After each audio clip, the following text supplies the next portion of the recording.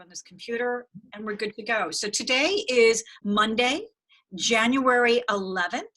This is the Broker's Corner, and today I'm going to pick up again and talk a little bit about learnings that I got from listening to our real estate attorneys that are associated with the New Jersey Association of Realtors, or even New Jersey, North Central Jersey Association of Realtors, and recent training classes that I've gone to, and some of you may have also attended, but there were some takeaways that I got that I found very interesting on topics that you could run into as an agent that would be important to you. So today I thought this is a little bit of a revisit, but I don't believe, except for Sam, the rest of you were not on this. We're going to talk a little bit about emotional support dogs, in particular when it comes to rentals.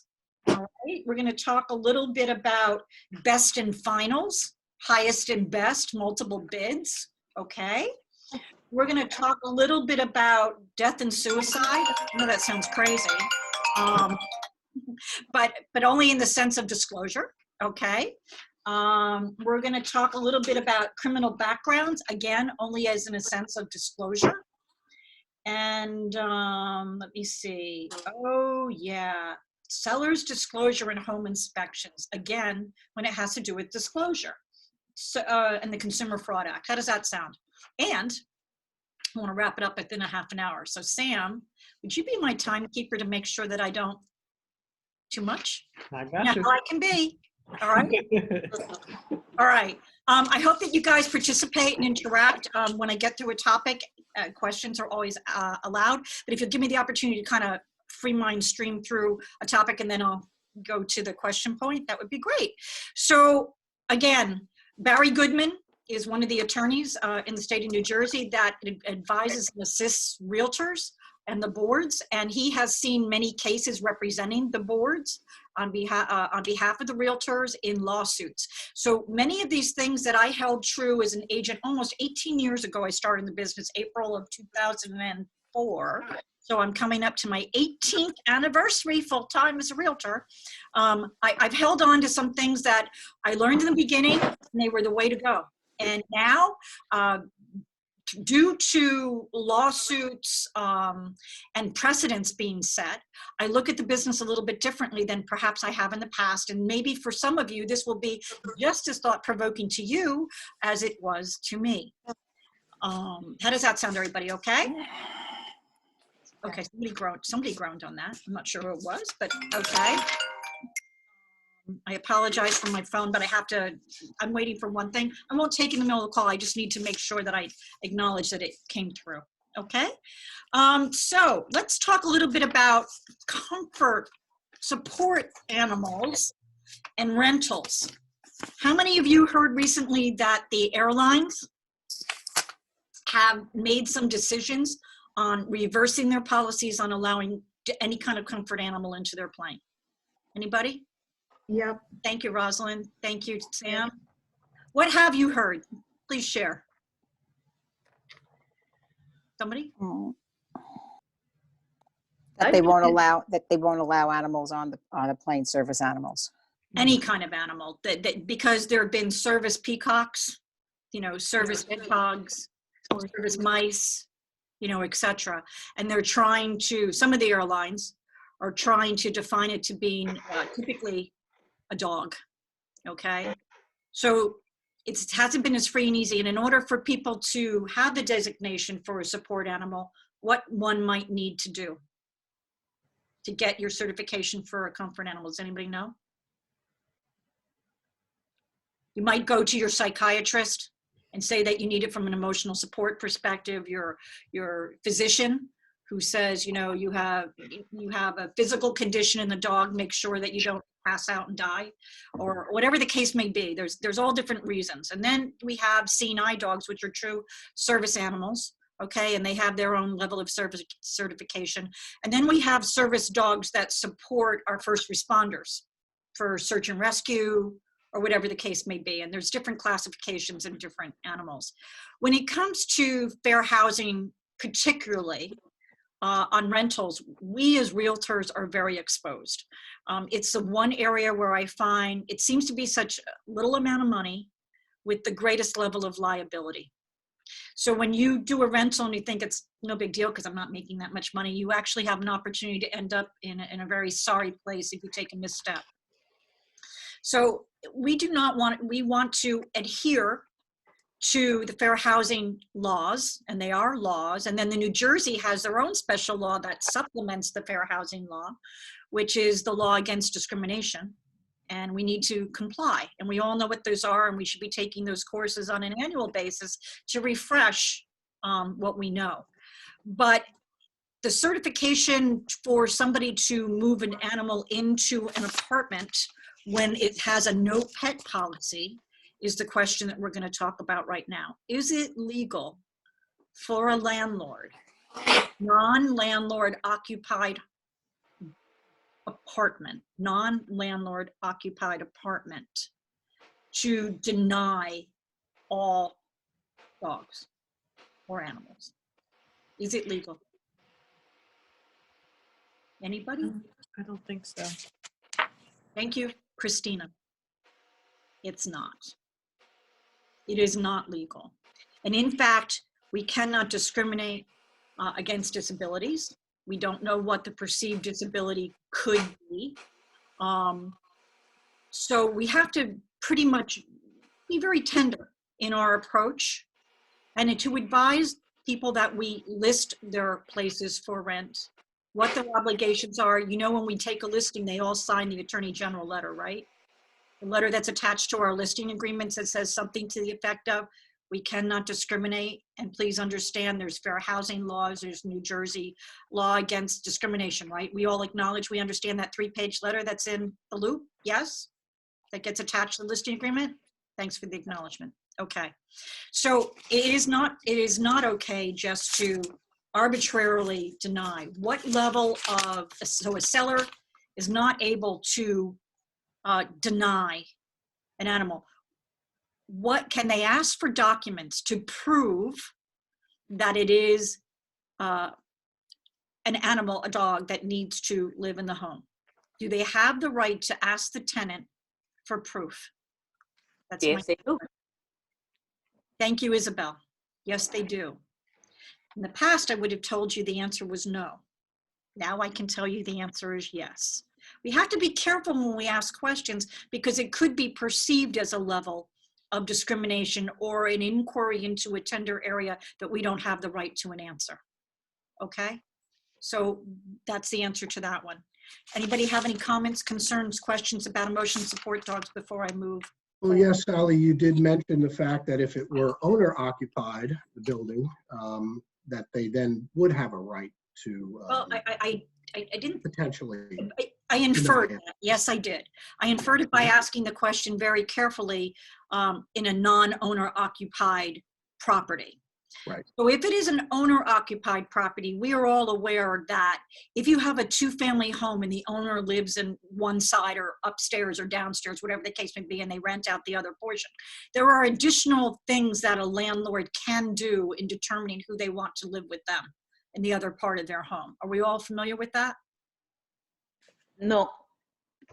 Okay, Brought it up. thank you.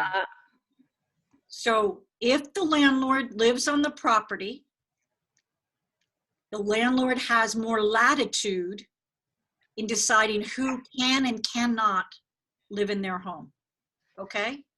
And if you have any questions about that, I would prefer that you come to me because I couldn't begin to cover all of the different areas on this call, okay? Every scenario is different, as we're aware, okay? And by the way, that may have been a question on some of your licensing exams, because I know it was on my licensing exam. Okay. So can we move on from emotional support dogs and animals?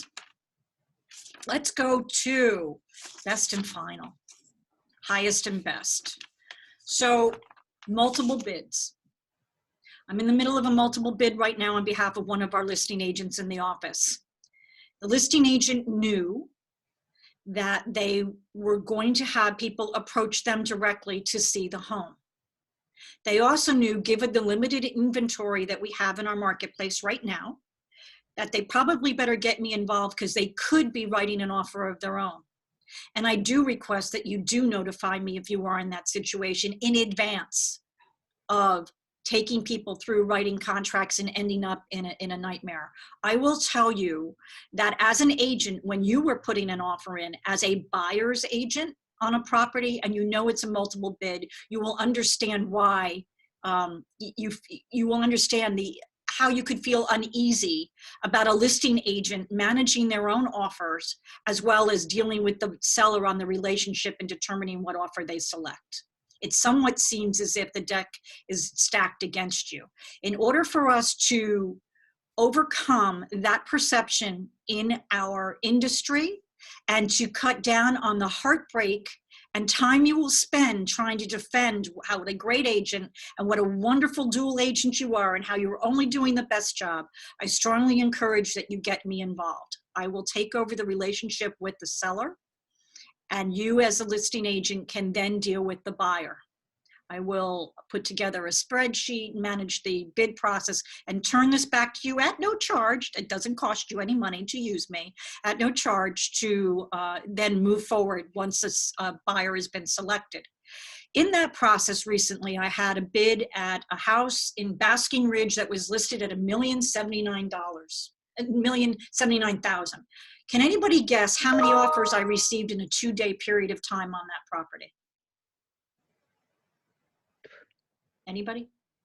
18. I would 18? say 20. Yeah. Okay, can I talk to you guys?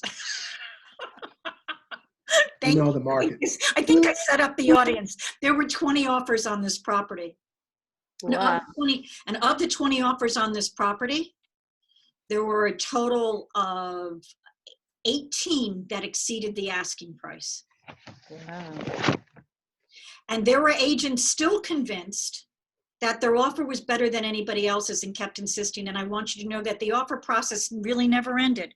You tell them that they didn't win and they keep coming back at you, bidding again, bidding again. And what do we know as an agent? What is our fiduciary responsibility when it comes to offers and presenting them to the seller? When can we stop presenting offers to a seller?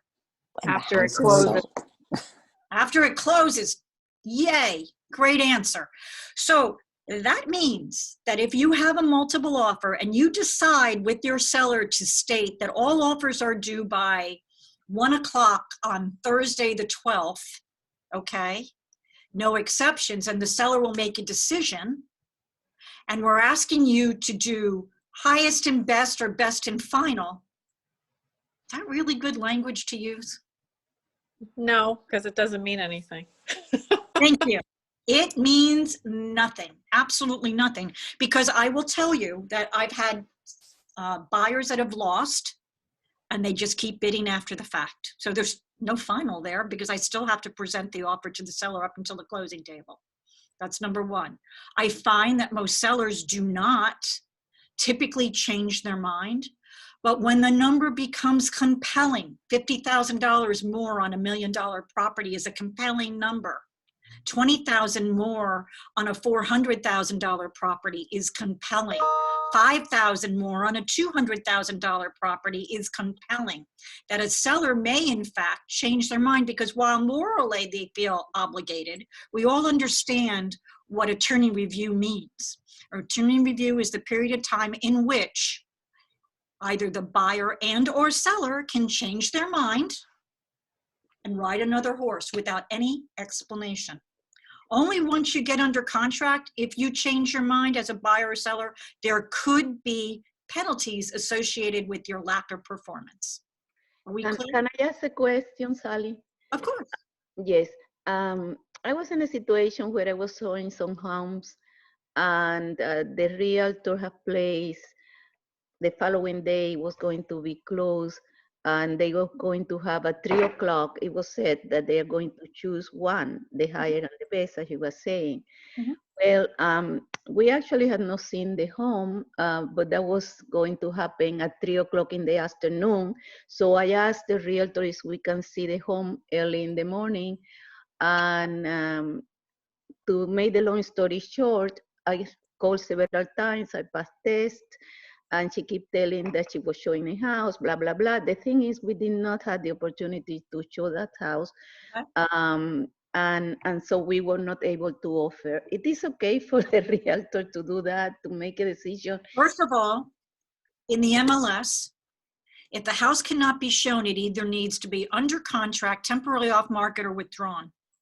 If a property is active or under contract, continue to show, it's obligated to be shown. No question about it.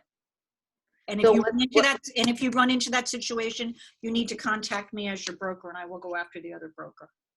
Thank you, because it was not even, it was not even in a Turner review, nothing. Okay, thank you very much. I appreciate that.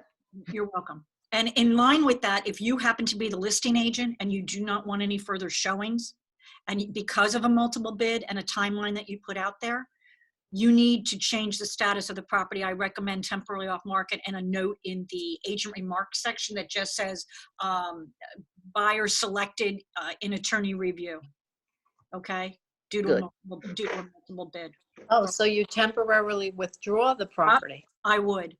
That's one way to, if you don't want any showings to take place after a decision has been made, that's up to your seller.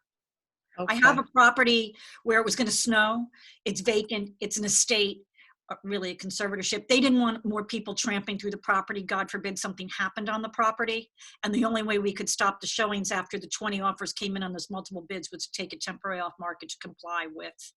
And we put the note in the system, in the agent remarks, stating that multiple bid has concluded, buyer selected in attorney review, home off market. Okay. Sally, can't the owner deny any showings at that point too, so that you don't have to maybe remove it? Can you just keep letting the requests come in? The seller can deny showings, no problem, Sherry. The problem becomes that if it's not appropriately noted in the MLS, and it's not a note in the MLS, it is a status, there's the problem. Mary Kano, it's very clear that if the property is active attorney review, or under contract continue to show, you cannot deny showings. You just can't. You don't have a leg to stand on. So just change the status. It's not a big deal. Just get a change form signed, change the status, and utilize temporary off market to your advantage. You always get a BOM when you put it back on. It looks like a new listing temporarily for that day, right? So there's an upside to taking something off the market. Cutting out on the white noise. It just needs to be with your seller's permission. But no, just a seller saying I'm not allowing showings and to keep it active on the market, no, that's where you'll get yourself into a pickle. Okay? So, best and final, highest and best, really disingenuous. I'm not recommending it. My strategy nowadays on multiple bids, and it's been rather successful, that I'd like to share with you, is that I acknowledge to everybody that I've received their offer. I send offers as they come in to the seller. I don't hold them back until the magic timeline. So the seller keeps getting everything from the minute they come in. I review them. I talk with the seller once a day if it's a 3-day process regarding the offers, or at any time they want to talk about them. I create a spreadsheet. They know what's going on. And I acknowledge back to each and every agent that A, their offer has been received, B, it has been forwarded to the seller or discussed with the seller, depending on what the true status is at that moment.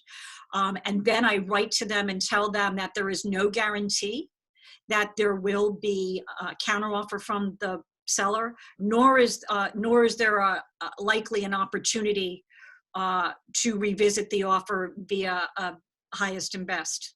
Okay, so that they should put their best foot forward. And I want you to know, with that process just this weekend, and the one that I'm managing that I've got 14 and counting right now, I had one buyer's agent come back to me and do 4 revisions on their offer. 4.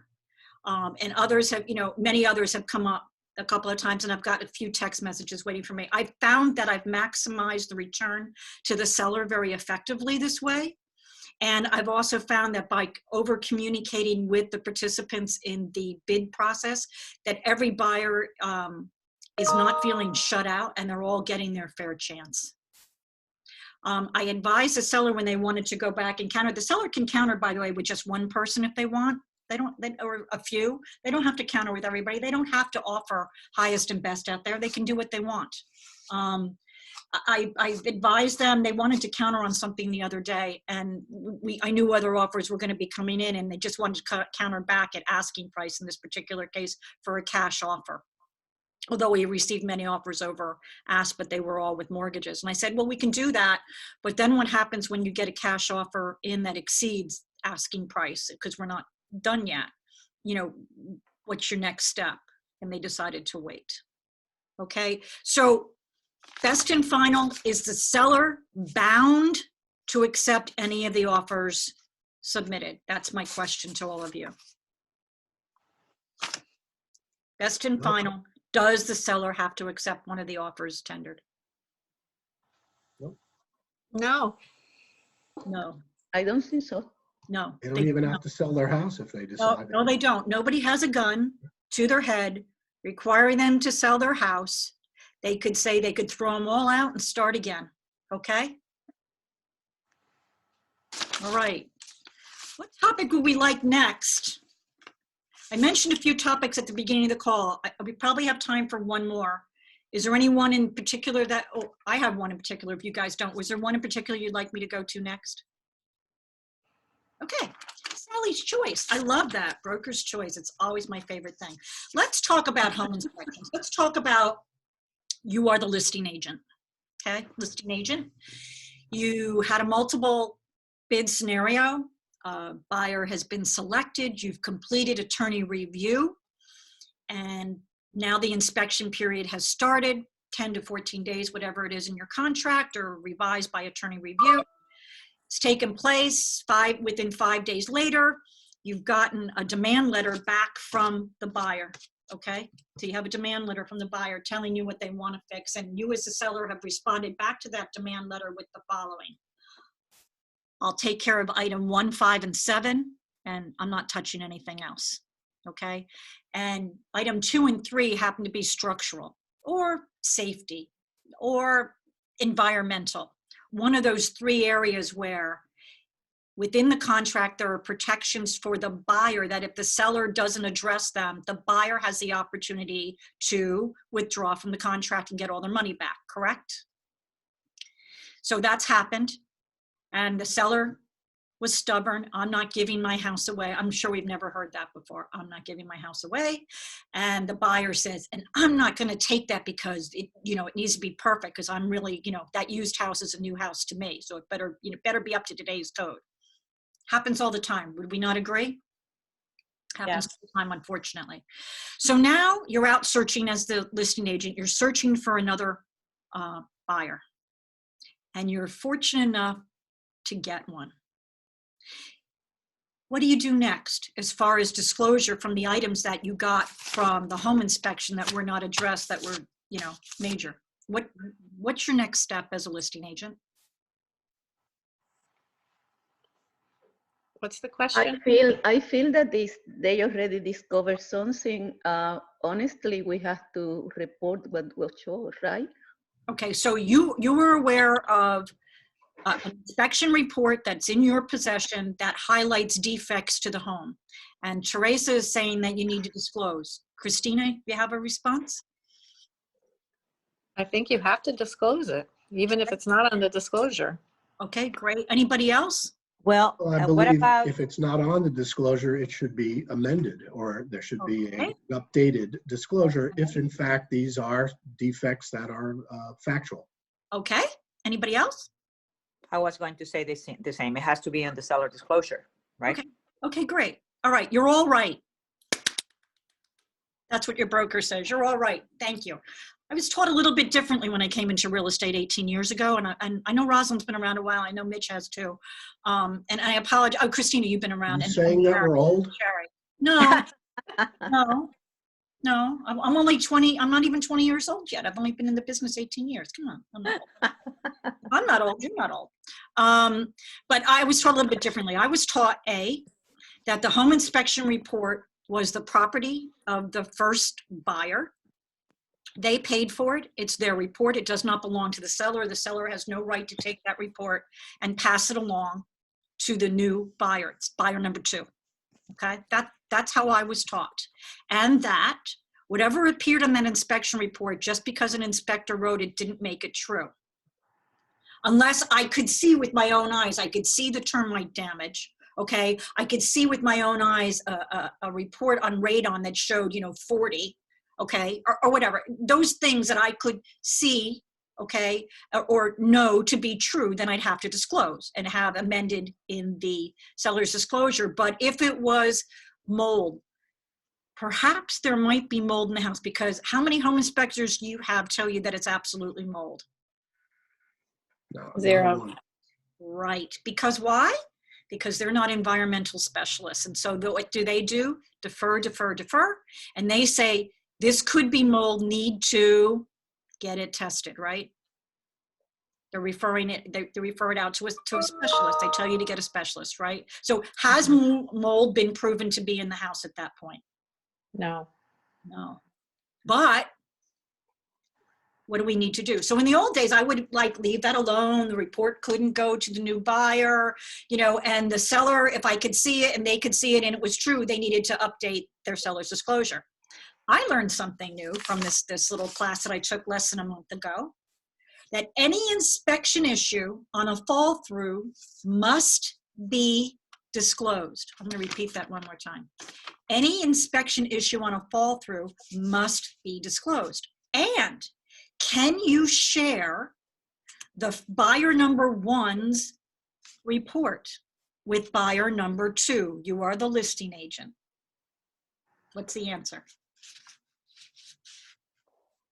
I would think if you were made privy to it through the attorney, why not? The answer is Yes. yes. While I was trained differently, the answer is yes. So those were pretty big things to me of how I'm going to change the way I do my business. So I wanted to make sure for those of you that have been in the business a really long time and you may have been operating the way I had operated, because that's how I was trained, this is the way we need to be operating today, okay? With those disclosures, etc. So you don't even need seller's permission? I mean, I would imagine that would be the right thing to do, at least let them know that you're going to be sharing this, or- Yeah, no, apparently there was a lawsuit and the agent lost, and it is the attorney say it's based upon precedence, Christina, that now the advice is you have it, you give it. Oh, okay. Isn't that interesting? Yeah. Yeah. So I'm going to stop there. It's now 12:31. I like bite-sized classes. I could keep you here all day, every day with the topics, but I like to make them bite-sized. Do you guys have any feedback for future current topics? Because once a month, I'm going to be doing this kind of class where it's just top of mind kind of stuff that I feel you need to know. And then the other class a month, I'm required to provide contract training. So yes, Rosalind? Sally, I have a question for you. So you know how some sellers say, oh, I want to get a home inspection to see if there's anything wrong with the house before I put it on. So Yes. This really would be a deterrent for that, because if you do that and you find something wrong with it and they decide they don't want to fix it for whatever the reason is, you as a listing agent would have to inform the people, correct? Yeah, it would be the seller's obligation to do so too. Yes. Okay. Oh, last thought on all of this. So house had mold. It was determined a level 2 inspector came in, environmental certified person came in and remediated mold in the house. Okay. And that was, upon purchase. And now you've listed the property. You helped the person move into the property 10 years ago. Mold was remediated. It's 10 years later, and now you're selling the property. Does mold need to be disclosed? We can say that and it was remediated, or if it's remediated after 10 years, most likely we don't have to say anything because. Oh, I love you, Teresa, because that's the wrong answer, but I love you for going there. Thank you. Because you know why? Because you're saying what probably most of us believe. So thank you for putting it out there. The first part of your answer was absolutely correct. It happened a long time ago, so we probably need to say something, but that whole thing about 10 years ago and it was remediated, there is no time limit to a remediated issue. If you know about it, if your seller knows about it, and something was done to take care of a problem, it must be disclosed. Yes, what I meant was that it was remediated. We can say it happened 10 years ago, but it was remediated. Yes, that you were right on the first part of your question, but when you said 10 years ago, we probably don't. That's where we were going in the wrong. Oh, I see. Okay. Okay, you were right on the first end of your question. So is everybody clear on that? No time limit on remediated issues. Okay, Okay, good. Thank you very much. we're done. Thank you, Thank everybody. So much. Thank you. As always, very interesting. Thank you very much. I love Thanks, guys. Thanks. Thanks.